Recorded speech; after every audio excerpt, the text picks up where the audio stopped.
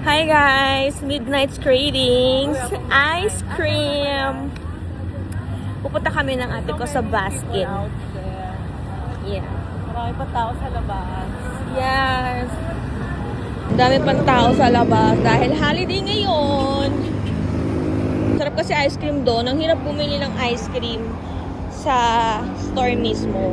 Kasi may chance na natunaw na yun tapos pinatigas ulit. Hindi na siya masarap.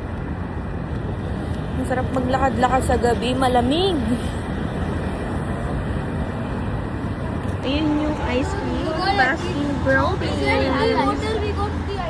Sobrang sarap ng ice cream ng Baskin. As in, hindi ko siya pinopromote. Masarap talaga siya.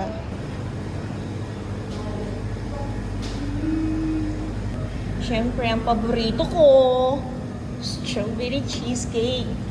Wala nang iba. Do you have strawberry cheesecake? Ito ang mga flavors na. Tapos kung gusto nyo tikman yung flavor, nagpapa-free taste sila. Masarap. Sarap to, yung pakalawang binigay.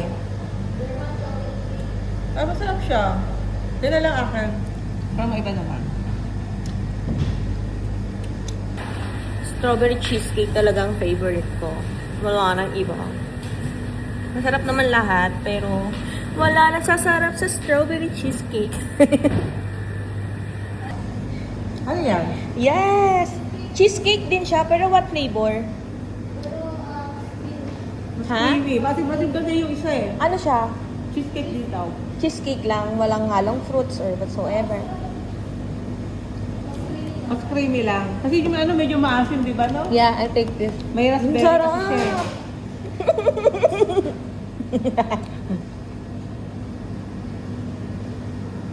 Ang sarap eh. Perfect ka dyan.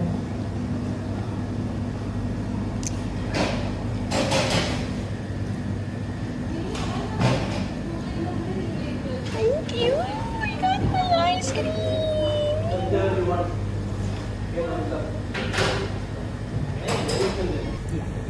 Yan.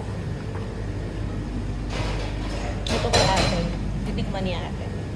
Masarap. Masarap siya para siyang Hershey. Iyan.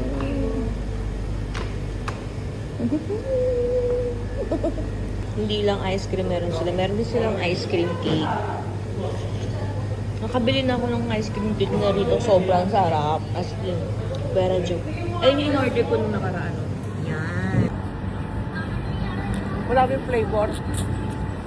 Doon kasi tayo, ano lang eh, yung mga flavor. Ate ko sosyal, kinukutsara. Ako. Dadaling ako na yung ano mo eh. Wow. Ang sarap.